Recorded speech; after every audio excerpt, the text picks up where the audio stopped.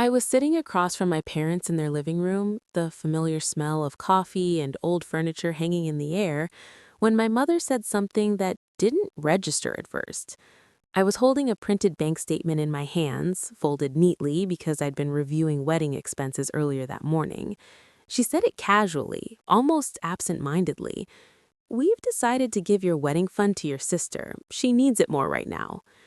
For a moment, everything felt muffled, like I was underwater. I blinked and looked at her, waiting for the rest of the sentence. A clarification, a joke, anything. "What?" I finally managed to say. My throat felt tight. That's $45,000. We already set a date." My father didn't even look up from his phone.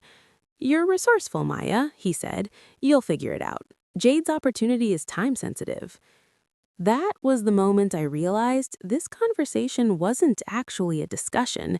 It was an announcement. My name is Maya. I'm 28 years old, and I teach art at a public high school. I spend my days helping teenagers express emotions they don't know how to name: anger, grief, confusion, hope, through paint, clay, and charcoal. It's not glamorous work. I don't make a lot of money, but I love it. I go home tired, paint-stained, and fulfilled. I'm also the youngest of two daughters. My older sister, Jade, is 32. She's everything people notice first: confident, charming, bold. She talks fast, dreams big, and believes deeply in her own potential. Our parents have always admired that about her. They call her ambitious, fearless, a risk taker. Over the years, they've supported her through one business idea after another: online shops, pop-up events, consulting ventures that burned bright and fizzled out just as quickly. Me? I was always the responsible one, the quiet one, the one who didn't ask for much. I was praised for being independent, for not needing help, for handling things on my own. What I didn't realize until much later was that this praise came with an unspoken expectation. I would never be prioritized. For 6 years, I saved for my wedding, not because I wanted something extravagant, but because I wanted something intentional. I wanted a day where Derek and I could bring together the people we loved and start our marriage feeling supported. I skipped vacations, I worked summer school programs when other teachers rested, I tutored, sold small art commissions, and tracked every expense. Slowly, that account grew. $45,000. Every dollar had a memory attached to it: late nights, sacrifices, patience. At one point, my parents had promised to help, but there was always a reason they couldn't follow through. Business expenses, unexpected costs, maybe later, they'd say. Eventually, I stopped expecting anything from them. I adjusted my plans and relied entirely on myself. By the time Derek proposed, the money was there. Our wedding was scheduled for 8 months later. The venue was booked. I'd said yes to a dress that made me feel like myself. Invitations were designed and ready to print. 150 people had already marked their calendars. For the first time in my life, something felt stable and real. Then, Jade came home with her big opportunity. She announced it over dinner, glowing with excitement: a franchise boutique clothing store. "This is it," she said. "This is my breakthrough." My dad nodded proudly. "You've always had great instincts." My mom leaned forward, eyes bright. "What do you need from us?"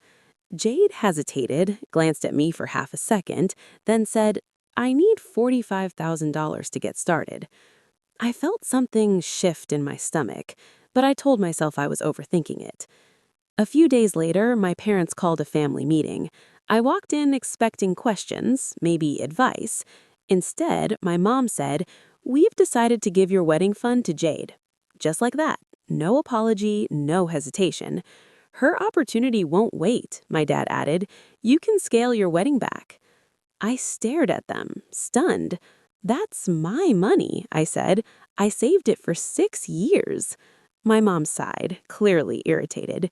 "You're smart, Maya. You'll figure something out. It's just a wedding." They didn't stop there. At a family dinner with aunts and uncles, my mom mentioned it casually. "We gave Maya's wedding fund to Jade for her new boutique. Maya's being so understanding." People laughed. Someone called me generous. Another relative said not every sister would sacrifice like that. I sat there, my face burning, realizing they had turned my pain into a story that made them look noble. That night, I went home and cried until my chest hurt. I called Derek and told him everything. He didn't interrupt. He didn't rush to fix it. He just listened. Then he said something that scared me and comforted me at the same time. I need to talk to your parents. I begged him not to. I said, they'll just get angry. Derek's voice was calm. Maya, they already crossed the line. What my parents didn't know, and what I hadn't fully processed, was that Derek is a litigation attorney. He works in family and estate law. When I showed him the bank statements and messages, his expression changed. He explained that this money was legally yours. What they did could be considered theft or conversion. Derek didn't want to sue them. He wanted boundaries. He documented everything and drafted a formal letter, clear, professional, and firm. It explained that Maya's savings had been taken without consent and demanded repayment. It gave them 72 hours to respond before legal action would be considered. When my parents received the letter, they were furious. My dad called Derek immediately. "Are you really threatening to sue us?" Derek replied calmly, "I'm protecting Maya." My mom insisted it was a family matter. Derek said, "Exactly, which is why Maya should have been respected." The family reacted quickly. Some relatives said legal threats were cold. Others quietly admitted it was wrong. Jade finally reached out.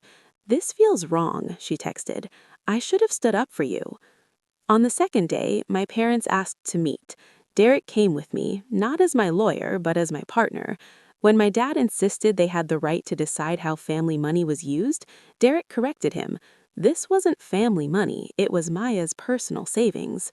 For the first time, I spoke without apologizing.